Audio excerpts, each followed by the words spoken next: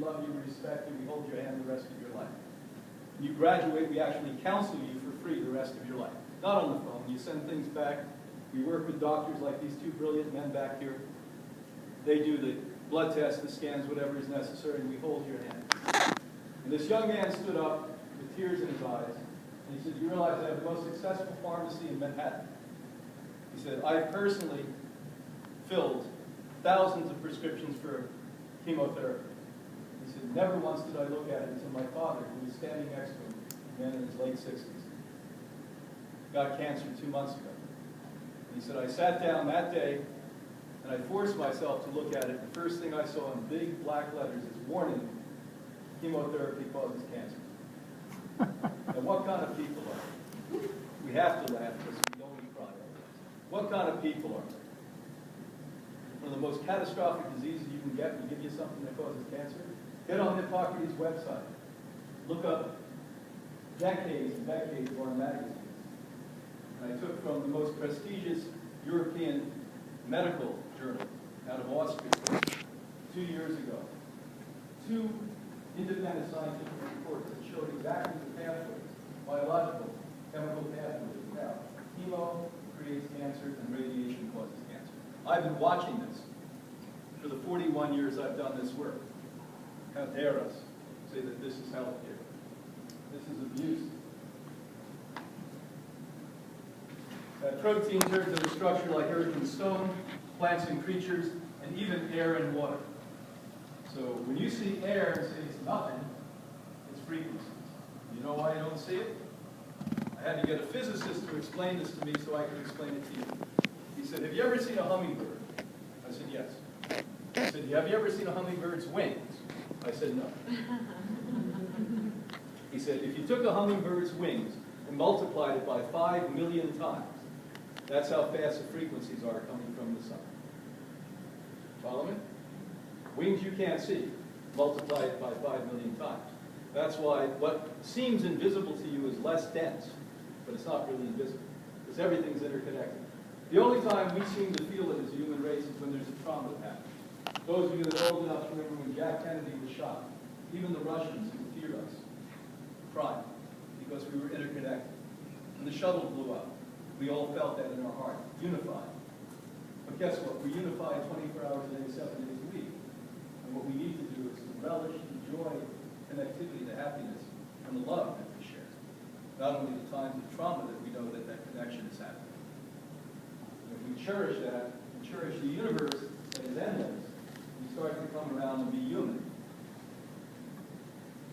Biology in its purest original sense maintains a balanced interconnectedness that formed the cycle of life on this planet. And all that I've read, God knows how many thousands of books, I didn't get the cycle of life from biology, I got it from Disney. The Lion King, one of the hippest things I've ever seen on biology in the world. How many of you remember The Lion King? If you haven't seen it, get it. I have grandchildren now, it's the greatest thing in the world. I can see all these shows. The most genius shows. And they're sneaking things in like wheatgrass in my cartoon. Notice that? They're amazing. They have vegans and vegetarians in all these shows now. But bottom line is, this connectivity is just brilliant and it's amazing. And the first time I really understood this in a palatable way is when I went in 1978 with our founder, Anne Whitmore, to Stockholm, Sweden. And I looked at my wife and fell instantly in love with her. Now, I used to play in bands and I used to sing about falling in love when you see somebody. I didn't know what happened. It happened. And I love my wife every day more than I did the day before. I just can't stop kissing her and hugging her and loving her. And I thought to myself, wow, I don't know if she spoke English or would understand me or like me, but that connectivity I instantaneously felt. So you use this in your life without knowing. The greatest communication is that connectivity. Some of you like the oceans. You know why? You connect with the energies, the vital frequency of the ocean. Some like the mountains. And why? Because that's what resonates with you.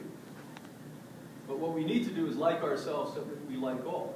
And when we like all, we don't need to control because we're in control. And to be in control, you don't have to control. Do you understand that? It's the opposite of what you think.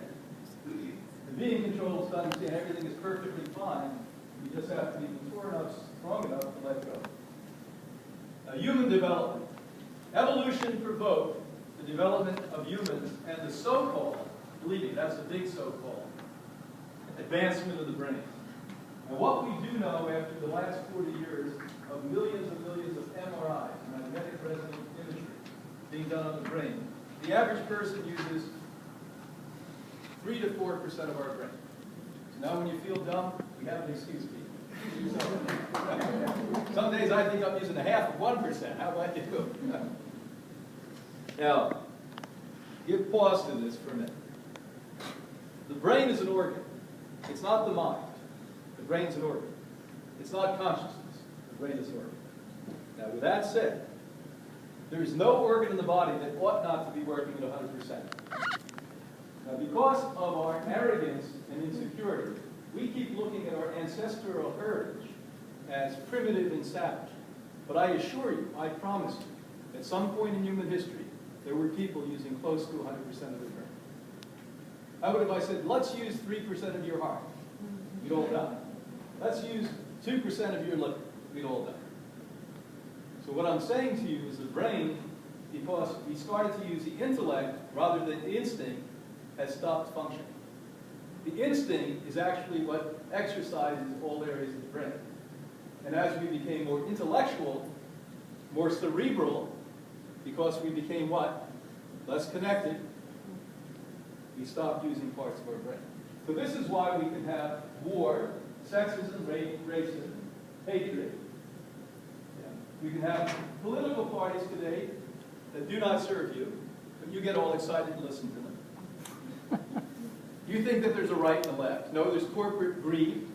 There's no right and left. And I know some of these incredibly good people in government. Some of them come to us. Good people that I trust. And they say to me, to stay here to get one good thing done, we have to compromise on 3. It used to be 2, it used to be 1 for 1, now it's 3. And the only way you can have a campaign that lasts for a year and a half, 2 years, is you have to sell out somebody. So when you vote now in the future, don't buy into right and left and philosophy. Look on the internet, because it's there today. If you don't use the internet, if you're older, get your kids and grandchildren. The younger they are, the better it is, to give you the internet. And basically find out who's funding who. How you have got to vote now is who has the least evil corporations funding. They all have corporations evil funding. The truth of the matter is who's least. That's who you vote for. Your rights have been taken away, you just haven't figured it out yet. Human development. Our need to create the perception of solidity forced us to remove ourselves from the energy imbalance of all other planetary biology. Elements and structure. This is how we have estranged ourselves from the ionics of realization and well-being. What does that mean? Anyone know? So as we started to control the earth, as we started to slaughter animals, all of you that think drinking milk's a terrific thing. By the way, tonight I brought a cow out in front of the building here.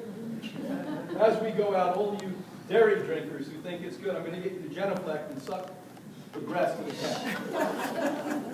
If you're willing to do that, please leave now.